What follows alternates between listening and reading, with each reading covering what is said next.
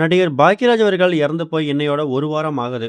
இப்ப அவர் வீட்ல 7வது நாள் காரியத்துக்காக நடந்த சடங்கு சம்பிரதாயத்தப்ப ஒரு காகம் வந்து சாப்பிட்டுருக்குது.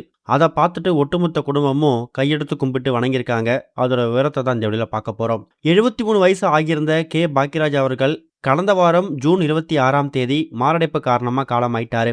மனைவியும் இவங்களும் வாக்கிங் போயிட்டு இருக்கும்போது திடீர்னு உடல்ல அசௌகரியம் ஏற்பட்டு வீட்டுக்கு வந்தவர் மூச்சு திணறல் ஏற்பட்டிருக்கு அப்படிங்கிற மாதிரி சொல்லியிருக்காரு. அதுக்கப்புறம் மனைவியும் மகனும் பக்கத்துடைய ஹாஸ்பிட்டலில் சேர்க்கும்போது அப்போலோ ஹாஸ்பிட்டல் கூட்டு போயிடுங்க, அங்கே தான் ட்ரீட்மெண்ட் கொடுக்க முடியும்னு சொன்னதுக்கு பிறகு அதுக்கப்புறம் ஹாஸ்பிட்டல் கூட்டு போயிருக்காங்க.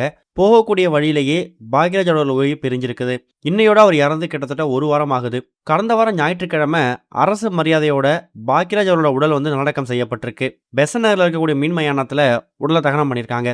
அதுக்கப்புறமா பாக்யராஜ் அவர்கள் வீட்டில் அவர் வீட்டு வாசல்ல போட்டோ மாட்டி அதுக்கு மாலை அணிவிச்சு இவரோட இறுதிச் சடங்குல கலந்துக்க முடியாத நிறைய பிரபலங்களும் ரசிகர்களும் நேர்ல போயிட்டு மரியாதை செலுத்தி வந்துட்டு இருக்காங்க. அந்த வகையில இன்னையோட அவர் இறந்து 8 நாட்கள் ஆகுது. 8 நாட்கள்ல ரீசெண்டா நேத்து 7வது நாள் காரியம் நடத்திருக்காங்க. அப்ப அவருக்கு பிடிச்ச சில விஷயங்களை படைத்து படையல் மாதிரியும் போட்டிருக்காங்க.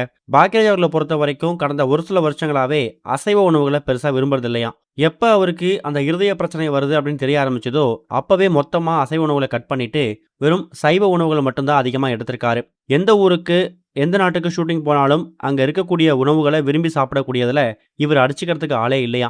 இவரோட உடல்நிலை நல்லா இருக்கக்கூடிய அந்த சுச்சுவேஷன்ல கூட தன்னோட மனைவி கிட்ட இது வேணும் அது வேணும்னு சொல்லிட்டு பல விஷயங்கள் தயார் பண்ண சொல்லி அதை சாப்பிட்டுட்டு அதை ரிவ்யூ கொடுக்கறது தான் இவரோட ஹாபியாகவும் இருந்திருக்கு.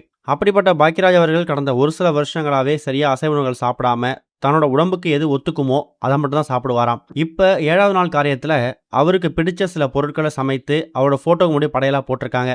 அதுக்கப்புறம் அதை எடுத்துட்டு போய் மொட்டை மாடிக்கு வைக்கும்போது எதிர்பாராத விதமா அந்த இடத்துக்கு வந்த ஒரு காகம் அவங்க வீட்டு மொட்டை மாடியை சுற்றி ரவுண்ட் அடிச்சுட்டு அதுக்கப்புறம் அவங்க வைத்திருக்கக்கூடிய சாப்பாடு எடுத்து சாப்பிட்டுருக்குதான். இதை பார்த்த பாக்யராஜோட மனைவி, மகள், அப்புறம் மருமகள் இவங்க எல்லாருமே பாக்யராஜ் அவர்கள் தான் காகம் உருவத்தில் வந்து நம்ம கொடுத்துருக்கக்கூடிய இந்த உணவை எடுத்திருக்காரு அப்படிங்கிற மாதிரி கையெடுத்து கும்பிட்டு வணங்கியிருக்காங்க.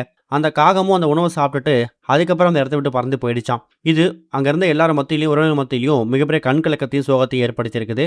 முக்கியமா பாக்யராஜ் அப்புறம் பாக்யராஜ் மனைவிங்க 2 பேருமே ஆன்மீக ரீதியா அதிக நம்பிக்கை இருக்கக்கூடியவங்க, நிறைய கோவிலுக்கு போகக்கூடியவங்க, ஸ்பிரிச்சுவலா என்ன விஷயம் நடந்தாலும் அதில் அதிக ஆர்வம் காட்டக்கூடியவங்க 2 பேருமே போகாத கோயிலே இல்லை அப்படின்னு சொல்லலாம். அதனாலவோ என்னவோ தெரியல, இவங்களுக்கு ஸ்பிரிச்சுவலாக என்ன விஷயம் நடந்தாலும் அதில் நம்பிக்கை இருக்கிறதால பாக்யராஜோட மனைவி இப்போ அவங்க படைத்திருக்க வச்சிருக்கக்கூடிய அந்த சாப்பாடை பாக்யராஜ் அவர்கள் தான் வந்து சாப்பிட்ருக்காரு அப்படிங்கிற மாதிரி அவங்களும் நம்பிக்கை ஏற்பட்டு கையெடுத்து கும்பிட்டு வணங்கியிருக்காங்க. இதை பற்றி நீங்கள் என்ன நினைக்கிறீங்க அப்படிங்கிற கருத்துக்களை மறக்காமல் கமெண்ட்டில் மென்ஷன் பண்ணுங்க. இது வரைக்கும் கனெக்டிங் டிவிக்கு சப்ஸ்கிரைப் பண்ணனா மறக்காமல் சப்ஸ்கிரைப் பண்ணிக்கங்க. உடனடி அப்டேட்ஸ் பெறுவதற்கு நோட்டிஃபிகேஷன் பெல்லையும் கிளிக் பண்ணிக்கங்க.